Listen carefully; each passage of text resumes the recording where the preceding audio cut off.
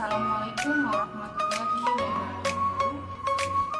Salam sejahtera bagi kita semua. Perkenalkan, nama saya Ningsi Saputri, STR Cap MKM. Saya sebagai salah satu dosen program studi D3 Kebidanan, Fakultas Ilmu Kesehatan Universitas Darmas Indonesia. Pada kesempatan kali ini saya akan menyampaikan mata kuliah yang saya ampu, yaitu mata kuliah Kesehatan Perempuan dan Perencanaan Keluarga atau KESPRO dan KB. Kode mata kuliah KESPRO KB ini yaitu BID 201.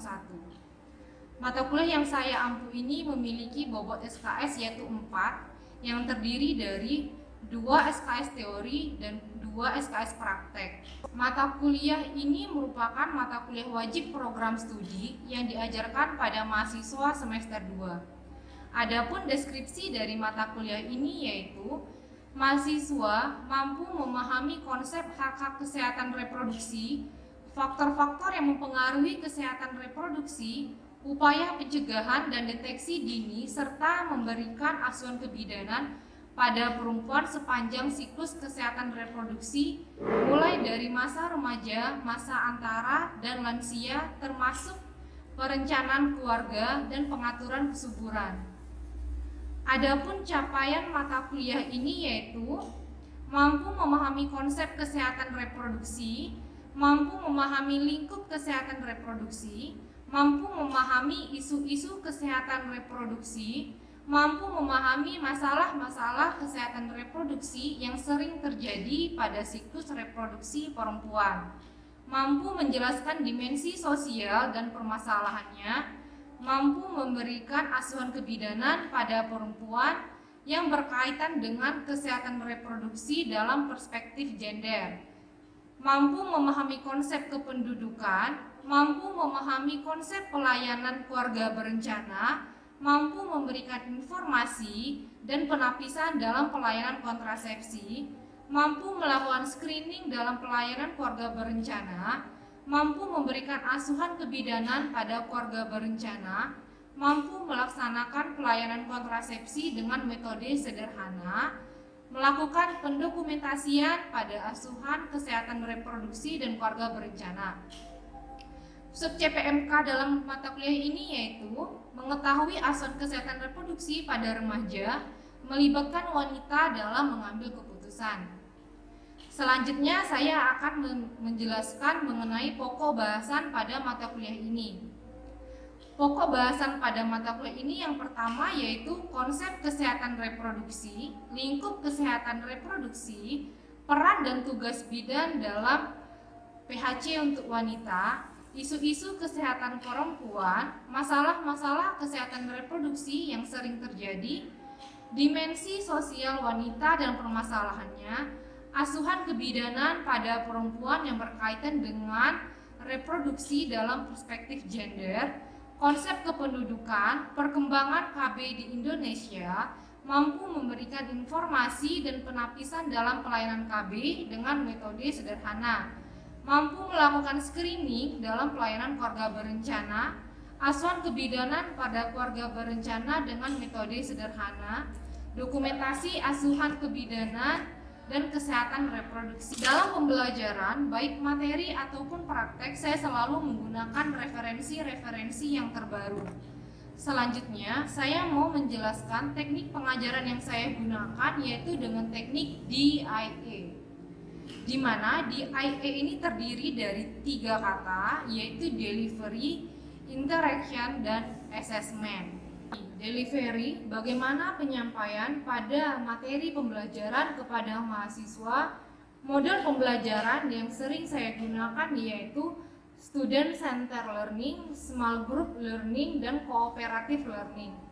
Dalam penyampaian materi, saya selalu mengusahakan materinya berkaitan dengan kehidupan sehari-hari agar mahasiswa dapat memaknai pembelajaran. Interaction itu menekankan interaksi antara dosen dan mahasiswa dan antar mahasiswa agar proses pembelajaran berpusat pada mahasiswa, sehingga mahasiswa tidak hanya menerima materi dari dosen saja. Yang terakhir, assessment. Assessment itu merupakan penilaian. Penilaian pada mata kuliah ini dilakukan secara menyeluruh dari awal sampai akhir. Cara penilaiannya dengan menggunakan pengamatan, observasi, kuis, dan tugas-tugas. Baiklah, demikianlah pemaparan dari saya. Selanjutnya mari kita saksikan video pembelajaran berikut ini. Assalamualaikum warahmatullahi wabarakatuh. Waalaikumsalam warahmatullahi wabarakatuh. Ya, bagaimana kabarnya Anda semua? Ya, semoga kita semua selalu dalam keadaan sehat walafiat. Baik, hari ini bertemu lagi bersama saya di mata kuliah Kesehatan Reproduksi dan Keluarga Berencana. Ya, sebelum perkuliahan dimulai, saya ingin melakukan absensi terlebih dahulu. Hadir semua hari ini? Hadir. Sebelum kita lanjut ke pertemuan hari ini, saya ingin mengulas kembali pertemuan kita di minggu lalu. Ada yang tahu nggak pertemuan kita minggu lalu itu membahas apa saja? Apa boleh Biba kasih tahu?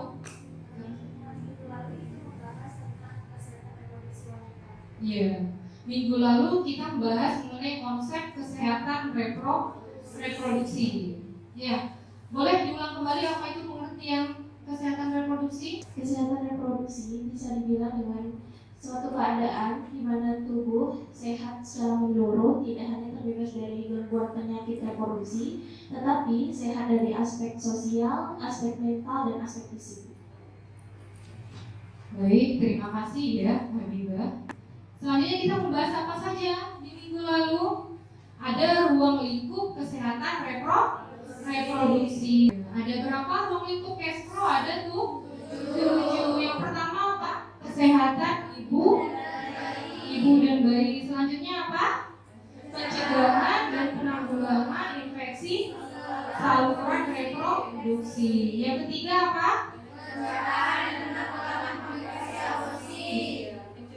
dan penanggulangan komplikasi. Selanjutnya apa? Ya, selanjutnya ada kesehatan reproduksi remaja, ada pencegahan dan penanganan infertilitas, ada kanker pada usia lanjut, yang terakhir berbagai aspek kesehatan reproduksi, ada kanker serviks, ada fistula dan lain-lain. Selanjutnya apa lagi kita bahas di minggu lalu? Ada hak-hak KESPRO. Apa itu hak KESPRO? Hak KESPRO itu merupakan hak dasar setiap pasangan maupun individu untuk secara bebas dan bertanggung jawab memutuskan jumlah, jarak kelahiran, dan waktu untuk memiliki anak dan mendapatkan informasi serta cara melakukannya. Ada berapa saja hak-hak kesehatan reproduksi? 12. Nah, ada 12. Paham semua ya? Dan sekarang kita lanjut ke pertemuan hari ini mengenai tugas bidan dalam PHC untuk wanita, peran dan tugas bidan. Sebelum kita masuk ke dalam peran dan tugas bidan, kita harus mengetahui terlebih dahulu apa itu pengertian remaja. Sebelum kita tahu apa itu remaja, boleh Tere, apa itu remaja, Tere? Remaja adalah masa transisi antara masa anak dan dewasa, di mana terjadi pada tumbuh, timbul ciri-ciri seks sekunder, Iya, benar. mencapai fertilitas dan terjadi perubahan-perubahan psikologis serta Iya. Masa remaja itu ditandai dengan adanya masa transisi, ditandai dengan adanya perubahan fisik, perubahan psikis. Perubahan fisik apa saja yang terjadi pada masa remaja? Perubahan postur tubuh, ya, dari gaya bicara, gaya berjalan. Terus perubahan fisik yang lain apa? Terjadinya menstruasi pada remaja. Remaja itu terbagi dari 3. Ada remaja awal, remaja tengah, ada remaja akhir. Remaja awal itu di usia berapa? Ya, di usia 10 sampai 13 tahun. Remaja tengah? Ya, 14 sampai 16 tahun. Remaja akhir? Ya, 17 sampai 19 tahun. Nah, di remaja awal ini ada sikap-sikap yang diperlihatkan oleh remaja. Apa saja? Yang pertama, pada masa remaja awal, lebih dekat dengan teman sebaya di usia 10 sampai 13 tahun ini. Mungkin kita merasa kita masih anak-anak, tampak merasa ingin bebas, lebih memperhatikan keadaan tubuh. Oh, kok tubuh saya seperti ini ya? Kok wajah saya seperti ini ya? Kok kulit saya seperti ini ya? Nah, ini di remaja awal. Di masa remaja tengah, di usia 14 sampai 16 tahun, mencari identitas diri. Nah, saya ini tipe wanita yang seperti apa ya? Saya ini tipe wanita yang pendiam. Terus saya ini hobinya apa ya? Nah, itu di usia 14 sampai 16 tahun. Terus tertarik dengan lawan jenis. Di usia 14 sudah kenal laki-laki? Sudah mulai tertarik nggak dengan lawan jenis? Sudah. Oh, dia itu ganteng ya. Oh, badannya bagus. Kayak gitu. Itu di masa remaja tengah. Selanjutnya timbul perasaan cinta. Setelah mencari identitas diri, terus tertarik dengan lawan jenis, timbul perasaan cinta. Selanjutnya ada masa remaja akhir. Sekarang kalian usianya berapa? 20. Nah, artinya apa? Kalian sudah masuk ke tahap masa remaja akhir. Nah, di masa remaja akhir ini kita ngapain sebagai seorang remaja? Pengungkapan kebebasan diri. Maksudnya apa? Ya, terserah saya mau ngapain. Nah, ini di usia segini anak remajanya sudah mulai labil. Pengungkapan kebebasan diri, tidak mau diatur. Selektif dalam mencari teman. Ini pantas nggak saya temani? Ini tidak pantas, ini pantas, seperti itu. Ada berapa tadi tahapan masa remaja? 3. Ada 3. Yang pertama? Remaja awal di usia berapa? 10 sampai 13 tahun. Di usia 10 sampai 13 tahun. Tengah? 14 sampai 16 tahun. Ya, 14 sampai 16 tahun. Di remaja akhir 17 sampai 19 tahun. Sampai sini paham? Selanjutnya kita membahas mengenai pendidikan kesehatan reproduksi bagi remaja. Kenapa remaja itu penting diberikan pendidikan kesehatan? Agar dia tahu fungsi-fungsi alat reproduksi itu apa saja. Di usia berapa sudah boleh digunakan. Karena apa? Pada saat sekarang banyak anak-anak yang sudah menyalahgunakan alat-alat reproduksi. Maksudnya gimana? SD. Ada sekarang SD sudah hamil. Padahal hamil di usia muda itu berisiko tinggi terhadap kehamilannya. Itu kenapa pendidikan kesehatan pada remaja itu sangat penting. Kenapa perlu mendewasakan usia kawin?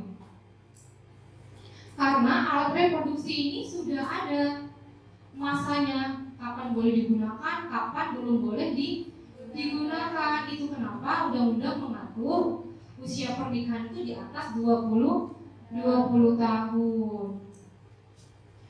PMS, HIV/AIDS serta dampaknya terhadap kondisi kesehatan reproduksi. Pergaulan bebas dapat mengakibatkan penyakit menular seksual. Jadi pendidikan kesehatan itu perlu disampaikan kepada remaja agar tidak terjadinya PMS dan HIV/AIDS. Apa saja penyakit menular seksual yang terjadi? Gonorrea, apalagi sifilis. Nah, itu terjadi karena apa? Karena adanya pergaulan seks bebas. Sangat merugikan tidak penyakit itu? Merugikan kita sendiri. HIV/AIDS, apa yang terjadi apabila kita sudah menderitanya? Nah, kekebalan tubuh mulai menurun. Itu kenapa anak remaja ini adalah anak emas. Yang akan meneruskan generasi bangsa siapa kalau tidak remaja ini? Jadi dari sekarang kita sudah menciptakan remaja-remaja yang baik dan berkualitas. Bahaya narkoba dan miras pada kesehatan reproduksi. Pengaruh sosial media terhadap perilaku seksual, ya, itu terjadi fenomenanya sekarang. Sosial media ini sangat berpengaruh terhadap lingkungan dan sifat remaja. Kekerasan seksual dan bagaimana menghindarinya. Terus mengembangkan kemampuan komunikasi termasuk memperkuat kepercayaan diri agar mampu menangkal hal-hal yang bersifat negatif. Jadi pendidikan kesehatan reproduksi remaja ini ada 7. Semua ini harus diketahui oleh remaja. Harus tahu apa itu PMS, harus tahu bahaya narkoba itu bagaimana, harus tahu sosial media yang baik itu bagaimana. Jadi dari sekarang pandai-pandailah menggunakan sosial media agar apa? Agar kita terhindar dari perilaku seksual yang tidak baik gitu. Sampai sini paham? Nah, ini fenomena yang terjadi pada masa remaja. Prioritas masalah kesehatan reproduksi remaja. Kehamilan tak dikehendaki. Ini akibat apa? Akibat pergaulan bebas. Akibat pergaulan bebas terjadilah kehamilan tak dikehendaki. Banyak ini terjadi, setelah itu dia melakukan aborsi. Aborsi itu dilarang, ya. Aborsi itu dilarang. Jadi bagaimana kita bisa menghindari kehamilan tak dikehendaki? Bagaimana, Bibah? Ya, kita membatasi pergaulan, pilih teman, pilih lingkungan yang baik dan positif. Kehamilan dan permasalahan usia muda. Ya, banyak orang yang menikah usia muda dapat mendapatkan permasalahan karena apa? Dalam keadaan psikologis dia belum siap sebetulnya menjadi ibu dan menjadi istri. Itu kenapa sering terjadi permasalahan. Terus masalah PMS termasuk infeksi HIV/AIDS itu prioritas masalah sekarang. Ya, Indonesia itu salah satu menjadi negara tertinggi yang terkena HIV/AIDS. Tindakan kekerasan seksual. Kekerasan seksual itu sering terjadi kepada siapa? Nah, kepada perempuan. Jadi ini menjadi masalah prioritas kesehatan reproduksi remaja. Apa yang terjadi kalau kita sudah mendapatkan tindakan kekerasan seksual, contohnya pemerkosaan? Trauma. Selain trauma, depresi. Apa yang terjadi kalau kita sudah depresi? Ya, bisa bunuh diri. Terus bisa melakukan hal-hal yang sebetulnya tidak pantas dilakukan. Hilang pikiran, pelecehan seksual dan transisi seks komersil.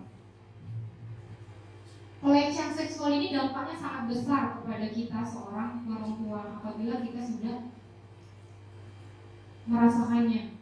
Depresi, bisa jadi dia orangnya menjadi lebih introvert, takut untuk keluar, tidak mau bergabung dengan orang banyak. Banyak dampaknya yang terjadi kepada remaja apabila dia mendapatkan tindakan kekerasan seksual. Jadi kenapa kita para remaja itu harus bisa memagari diri sendiri agar apa? Terhindar dari hal-hal yang seperti ini. Jangan keluar malam.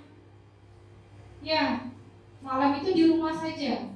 Kita tidak akan tahu di luar sana apakah semua orang itu akan baik ke kita. Mungkin kepala sama hitamnya isinya belum tentu sama. Jadi ketika sudah malam, apalagi di lingkungan sini ya, lingkungan yang sepi, mending di rumah saja. Kalau tidak ada keperluan yang sangat mendesak, ya lebih baik di rumah.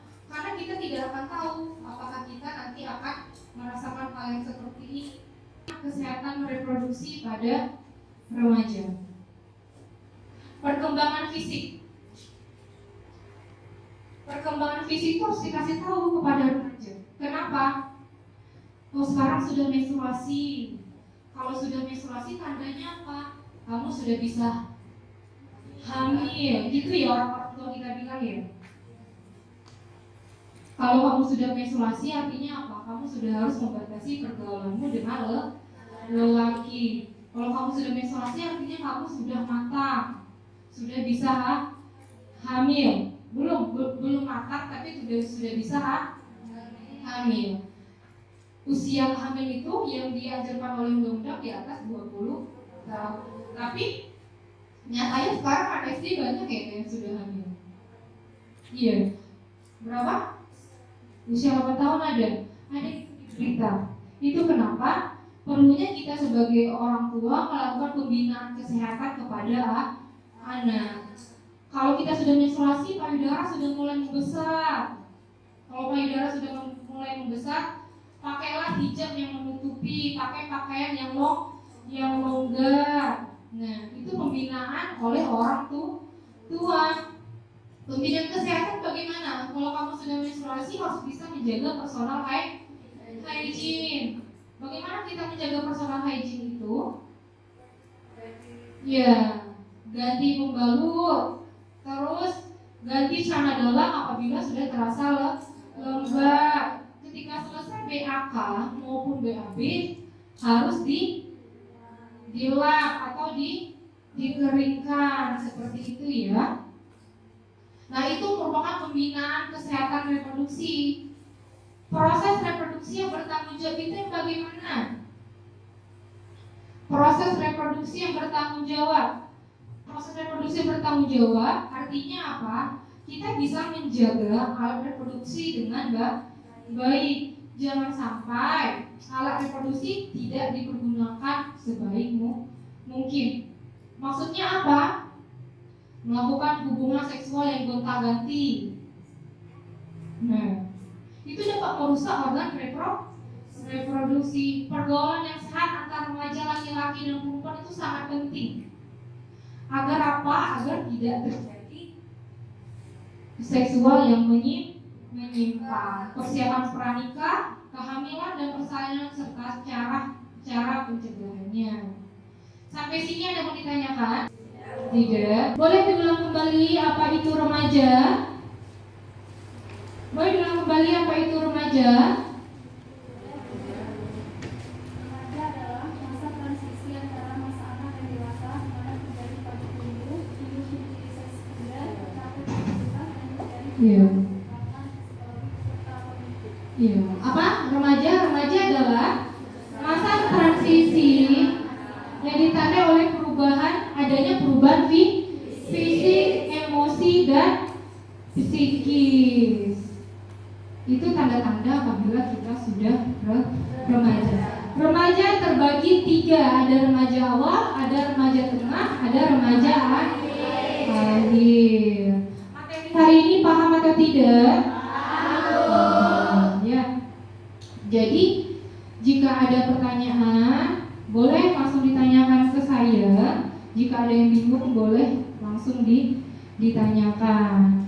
Jadi saya minta materi hari ini kalian resume dan kalian kumpul di pertemuan yang minggu depan. Ya, sebelum saya masuk, tugas itu sudah harus ada di atas meja saya. Saya minta di resume di kertas double folio dan ditulis tangan saja.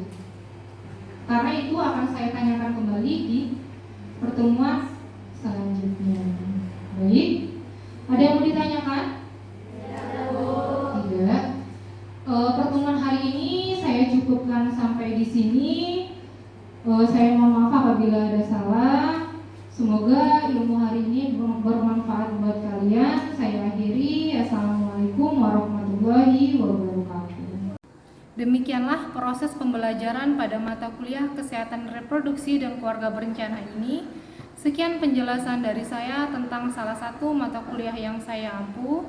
Saya harap dengan mempelajari mata kuliah Kesehatan Reproduksi dan Keluarga Berencana ini, mahasiswa dapat mengetahui isu-isu terkini dan masalah-masalah terkait kesehatan reproduksi. Terima kasih atas segala perhatiannya dan mohon maaf atas segala kekurangan. Saya akhiri. Wassalamualaikum warahmatullahi wabarakatuh.